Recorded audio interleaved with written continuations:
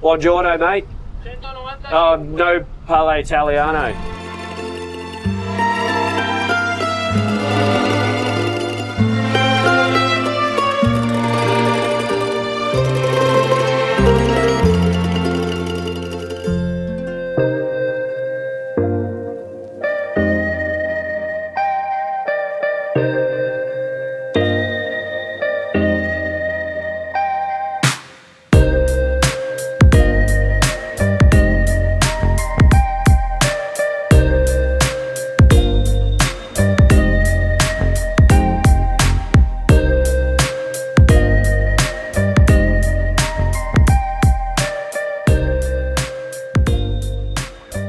Okay guys, welcome to Sorrento. What an amazing place. We have deliberately chosen this location because of the ferry traffic and the available waves to us, because I know so many of you guys are going to be interested in how a boat like this performs with some waves. And I'll tell you right now, because we've been on it a couple of hours so far, she slices them up and you feel the displacement. So she's quite a comfortable motion through the waves. And we're also going to play with all the structures as well. I'm just watching one ferry. I'm actually going to go behind him so he knows my intentions, and then we might do a nice little quick turn. Behind us is actually an ancient Roman swimming pool, I guess you could call it. Incredible little spot where you can actually paddle through a cave and into a hidden beach. Isn't that amazing? This whole place is just incredible. We've got Capri off the coast and we've got Mount Vesuvius just there. Fortunately not blowing up today, so that's good. I'm always hesitant around volcanoes after having my first earthquake experience in Latin America the other day. We're going to get straight up and moving. I'm going to talk to you about the RPM. I'm going to talk to you about the fuel flow. We're talking total fuel flow, and I'm just going to go through some waves now that he knows my intentions, and then I might just put the boat into a little turn and we're going to enjoy ourselves through the bay here. So just cut through some waves slowly at the moment, straight onto them, keeping the boat dry, taking the waves directly on the bow. We'll go to the next one, and we're only at 2800 RPM at the moment, and I'm going to turn back into those waves. We'll just do a little bit of power, outboard engine. This is the full cabin version. Okay, we'll just cut around in a corner here. Beautiful. Okay, so going through the port turn, I still have clear line of sight out to port through an aggressive heel. I'm putting more power on the outboard engine there, and I'm going back into a good chunk of waves here, guys. So this will be a nice little demonstration coming through at 2,800 RPM and straight onto those waves. Nicely done there. And we're doing that at 20 knots. And now let's actually get the boat moving. Okay, lovely. So, accelerating through 3,150 RPM. Once you get over that 3,000 RPM level, noise levels throughout the rev range so far are incredibly low. I think we could put that down to the fact that this is the cabin version, the enclosed cabin version. I've got my trim set to auto. I'm going to leave it on auto throughout the drive today. So yeah, noise levels are conversational in this whole space, not a problem. Obviously talking to people on the aft deck is going to be different kettle of fish. At this 3,180 RPM, I'm seeing a speed return of about 24.5 to 25 knots. I'm going to still hover around that speed, and we'll just put the boat through a starboard turn and we'll just do a full loop. We're just simulating some of the shots we created on the drone before, and essentially going through some of the waves. So you're going to see that in the aerials as various ferries were passing by and cutting up. So this is actually Sorrento in the background now. And full loop, I think she wants a little bit of outboard engine just to get the best turning rate through the turn. And you can just increase power on that outboard engine, drop the power on the inboard engine if you want to tighten that turn, is the logical thing to do. And heel angles are really moderate. I'm just slowing that speed down through the turn, and now I'm going to increase the speed as I exit the turn, averaging at about 21 knots there, and going through my waves, cutting them up. the cutting angle at the front is a benefit. It's noticeable. Okay.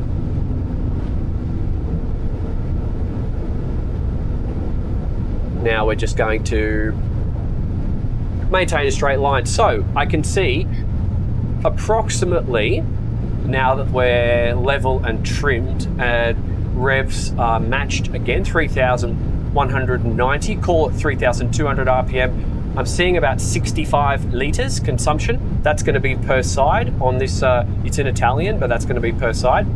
And we're getting a speed return of a solid 25 knots. Now we are full of fuel and we have 4 people on board and equipment. So this is a loaded boat. You can take up to 12 people capacity. That's your CE rating on this boat. That's going to be a daytime lunch at rest number, comfortable. I wouldn't be personally taking out 12 people and try to be sporty, because then obviously you're going to throw the weight and balance out. So now I'm just going to be checking my turns. Let's do another one. Clear all around, clear for traffic. We've got a regatta taking place out in the middle of the bay today.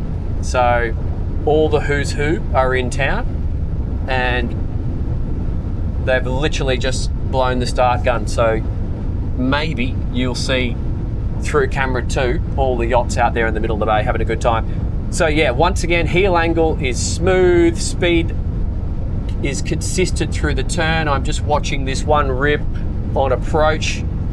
She feels like a big yacht through these maneuvers. She does not feel like a sprightly small boat. You notice the momentum. I'm going to go behind that rib, so I'm just going to show my intentions and not throw him off. So she carries her design and momentum through these waves quite comfortably, is what I'm trying to describe to you. There we go. So if you wanted to transit from A to B, take a boat like this in the ocean, I think it's going to be a comfortable thing to do that. I'm also thinking some of my mates in Sydney who want to go from the city to Manly, or if they want to go up to Palm Beach and do an offshore run, this hull will absolutely do it. You know, she's got quite high sides, which is going to inherently keep the boat drier than a lower sided boat. Obviously it gives us a lot of accommodation downstairs, but then it's also giving us quite a bit of protection. We have tried to get water up on deck today with all of this ferry wash, but we have not succeeded. So for what that's worth, that's been the case. So now I'm going to put the boat through a port turn and increasing my speed from 25 to 26 and then 27 knots, coming through at 3,300 RPM to 3,350. So low workload, really easy to maintain situational awareness. Luxurious, I think, is probably the term I'm going to use in terms of noise levels. The noise levels are just totally fine. Even with this full cabin structure, I'm not getting any strange rattles or anything like that through the boat wash, which is good. And fuel flow, 70 litres to 72 a side at 3,350 RPM. Okay, clear all around. I'm going to do another turn. And then when we exit this next turn, we're going to start to bring the boat up over 30 knots. Let's do a nice wide one. This helm is comfortable. I got heaps of space. I like the leaning post here. It sort of makes sense. This stainless steel footrest is quite a natural place to rest your foot, but you've also got an extra rest up here. And would you sit on this? Yeah, maybe. Yeah, I guess that would work. I feel like I'm more comfortable from a standing and 1 foot up position, and that feels more comfortable to me. Just checking that boat, all clear, all clear. Okay, I'm going to start exiting this turn with speed. Yeah, this feels like the more natural place. I love how the throttle has been set back one position, so your throttle hand naturally lands where it should. Your driving hand wants to be here. I don't feel any like uncomfortableness through my shoulders or my body. Let's increase that speed. Exiting the turn, clear all around, going through a couple of waves, just moderating my speed through those waves. I'll adjust my angle of attack there. 3, 2, 1, cut, cut, cut. Lovely. Hull's doing its work there. Super low workload, 27 knots SOG, increasing my speed. 3,400 RPM, 28 knots, 75 to 77 litres SOG, and I'm increasing now, 3,500 RPM, 29 knots. I'm seeing 90 litres consumption at 3,600 and climbing. Just holding that straight line. No one coming up on me. 3,700, 31 knots and climbing. Now that's foot to the floor, full power, 3,700 RPM, 3,740 RPM. I'm seeing 31 to 32 knots SOG in bumpy water. Noise level still incredibly low. Excuse me, coughing. I'm recovering from the flu. And I'm going to decrease that speed now. So yeah, this is a conversational vessel. This is a set your temperature, because I got air conditioning there, I got air conditioning there. This is a, obviously, if you go for this design, because you can have the open style, this is a set your temperature, set your environment, and go boating. So if we're up here in the northern climates, up here in Europe, this is a season extender. Or if we're in Australia or Thailand, this is a all year round, because it means we can run the air conditioning. And absolutely in Asia, and in Australia, it's a bit of everything. So that's interesting. So coming off from that 32 top speed, and we were about 90 litres, maybe a little bit more wide open throttle, 23 knots. Now I think when you're coming off the plane on a vessel like this, because we do have this huge beach club out the back, and it's an open transom, if you've got a following sea, or if you're going to decelerate rapidly, just consider that, and consider any of your friends who are out on the back deck, because you don't really want to bring water up on deck. Well, if you can avoid it, obviously. We do have a raised floor, so if you did bring a wave, it's not going to come into the cockpit, but it's just, you're the skipper, you're in charge, you should pay attention to these things. And so then if I just lower my speed, let's just feel her as to when she's going to come off the plane. So we're doing 20 knots now, 2,800 RPM. You get a little bit of bow raise at this speed, so you can see she's starting to settle. And now we're at 19 knots. Now we're at 2,600 RPM, and we're actually starting to settle in off the plane from 17 knots. And we're now entering displacement mode. So I can see 15 knots, 2,300, lowering of the noise levels, but we're still very, very low to begin with. So I actually think that's probably a feature for this design, because some of these open boats can get super noisy, and obviously wind over the decks. So if that's something you're not into, definitely go for this design. 1,900 RPM. And so now I'm just watching, because I've got really good sight lines back aft. I can see my waves and then allow them to dissipate, and just, drop my throttle, allowing those waves to dissipate. And as best as I possibly can, I can then avoid that wave coming up on deck. It's not a problem. You're not going to do anything. I'm just trying to look cool, basically. That's all I'm trying to do. But yeah, that's good. That's easy. And down into displacement mode. And you can really tell, because now at this speed, we've completely settled the bow. So our line of sight is vastly increased, because we've got a few more degrees there across the bow. So if you were in a full-on cruise mode, and you're just doing 1,000 RPM, which is giving us kind of like a 6-knot SOG speed return, and wow, 4 litres of motor. So you're really just sipping the juice at that speed. This is now turn the gyro on, go slow, and look at the view like you absolutely would in a place like this. and just go spotting rich people and people watching, because I think you could literally just be an activity that you do here. There's so much to see. It's incredible.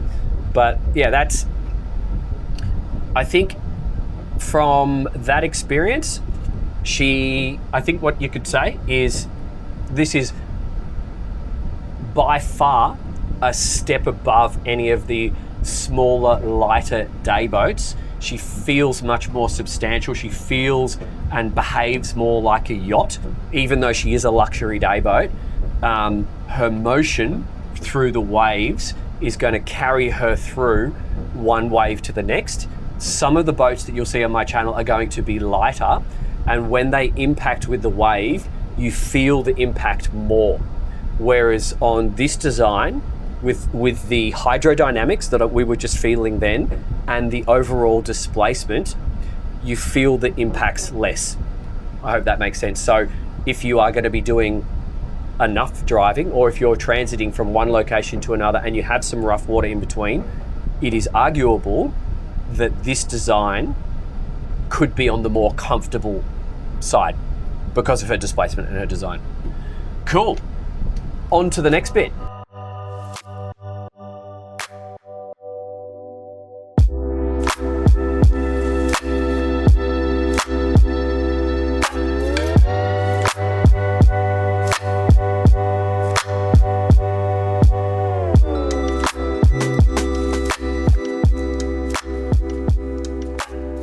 So we are now in Ligalli. Yep. And you want to anchor just to make a test here. Sure.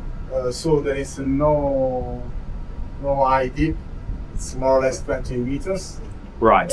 I will show you how we use with the Evo 2 anchoring. Yep. So we have one door that open, the anchor arm that goes outside. Okay, and so then we can go. So I start from now just to open the. Okay, so you hold your finger down on the door open button. Yes, I'm open the door. Yep, I see. While I'm positioning the right position of the boat, then I move the arm.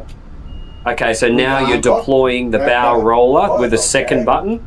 Okay. Oh, that's quick. Okay. And then now I can start to launch the anchor. Okay. And I see the bow roller gives us enough clearance of the vertical stem of the bow. So with these buttons, it's very clear. You literally just do door, bow roller, anchor chain. Yes. Okay, that's simple.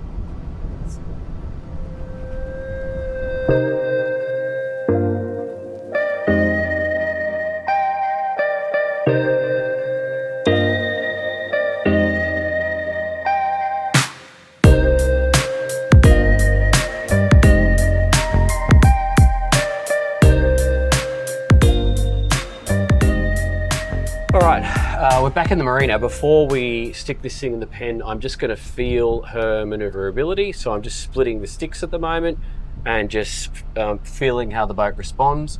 Got a couple of super yachts around me and some day boaters returning from their day out. So I'm just watching them to see if I'm in their way. Currently just idle revs, and the boat is responding quite predictably.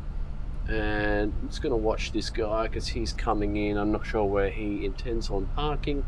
He might be going around. So let's now go to docking, take control, and I'll spin the boat back the other direction whilst I watch this guy. So here's where you can feel the weight of the vessel benefiting the action of the joystick. Some of the lighter boats, if you power them with an IPS, they're going to really lurch around when you do this maneuver. So this is quite predictable, very gentle, to be honest. I've just got this one boat closing on me and I'm just not sure what his intentions are. So I'm just going to creep forward just to give him a little bit of sea room. He's not at the helm. He's setting up his fenders. And now I'm just going to practice a side slip. So I'm just going to stop the boat there. And now I'm going to side slip it to starboard, all clear to starboard. Okay, let's feel the boat. A little bit of oscillation to keep it level. Oh, that's super predictable, guys. I've got heaps more power to play with if I choose. This guy's still approaching my transom. He's not at the helm, so I'm just watching him.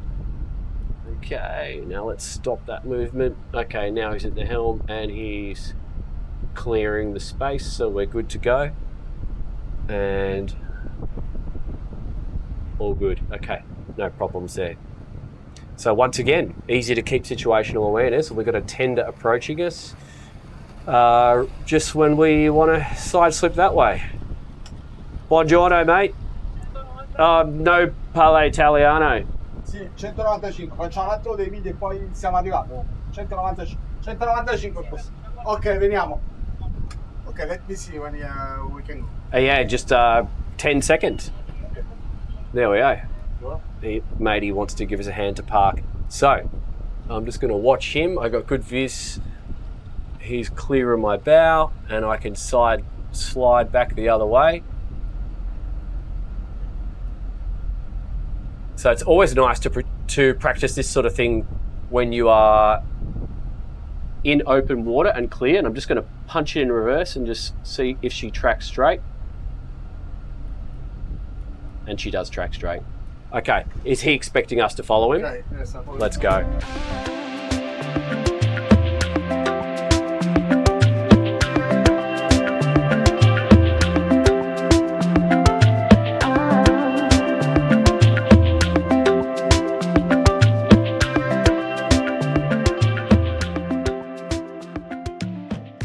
All right, how does it drive? Where does it shine? What are its limitations and what should you compare it with? And guys, seriously, if you didn't realize from the backgrounds and the location we were in today that you need a boat in your life, then I don't know what you're doing, because this place is amazing. I was in Majorca the other day and I said on camera, I was like, this place was made by God as a boating destination. And now I think, actually, this place was clearly made by God as a boating destination, because it's absolutely incredible. So how does it drive? Like a yacht, if any of you are coming out of a sedan style cruiser, a more traditional style, you will notice some similarities. The aggressive cutting action and deep V at the front is going to give you the ability to maintain a comfortable cruising speed, something in that high 20s all day long, should you wish, and cut up the chop. So you're going to be comfortable. It is moderately sporty. It's not like a super lightweight, crazy boat, and I don't think it wants to be. This is theatre. This is an absolute piece of floating art that transforms into your beach club when you get to your destination. So it's comfortable. You can keep everyone dry, warm or cool, depending on what you need. And when you get to that destination, as we discovered, it's going to be a nice big stable platform. So I think maybe those are the key points that if you are who I think you might be, you should consider. Low workload at the helm, very, very predictable around the dock with that IPS.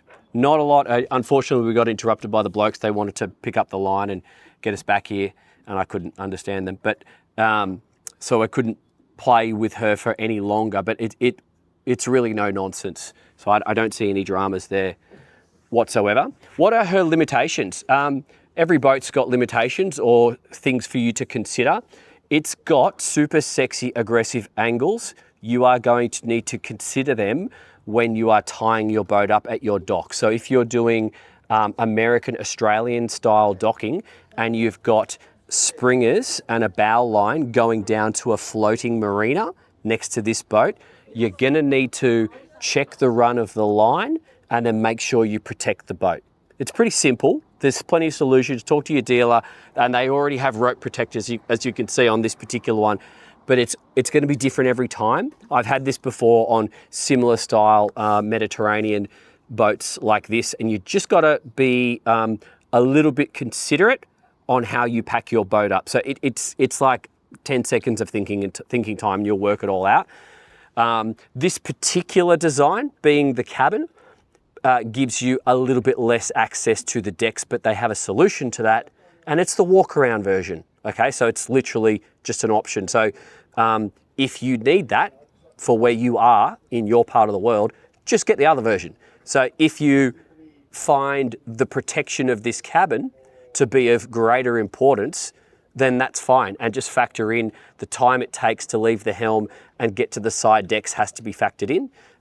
And maybe if you wanted to get the best of both worlds, because that's what suits you, you might just install a camera system to give you some visibility on the sides just as you're closing in, so you can be totally chill. All right, so there are solutions to all these things. Don't sort of look at it and think of it no go just because you got a blind spot. So yeah, super awesome. What would you compare it to? Basically any of the straight bow, cutting bow style, bigger volume, Mediterranean style day boats are going to be in this category. There's a couple of Italian brands, and there's also, you got a German brand that I can think of. A lot of them are going to be limited in the space that they offer because they don't have the push out sides. So you really need to ask yourself how you're going to use the boat, and is that of crucial importance to you. But I would say if you're in the market, just go to Cannes and come and have a look at it, because you will see all the direct competitors at Cannes. That would be my advice to you if I was seriously in the market. Or otherwise, just watch my channel, because that's kind of what I'm trying to help you with. But this fairly compares with so many, there's so many available. You really need to think about your end goal, your mission, and what that entails for your boat life, and then work backwards. Because with that thought process, you'll understand, I like to do this, my wife likes that, my kids enjoy that, and we like to go over here. And with that information, you can kind of piece together the perfect boat, and then hopefully you'll just enjoy it and just keep doing more boating, because that's the whole idea. Thanks for coming along, guys. It's so exciting to get to see places like this and see it from the perspective of a boat, because it's completely different on land. So if you're new to this style or this lifestyle, keep following it, get into it. I recommend it. It will literally change your life. Hope that was useful. See you in the comments. See you in the next video, guys. Love you lots.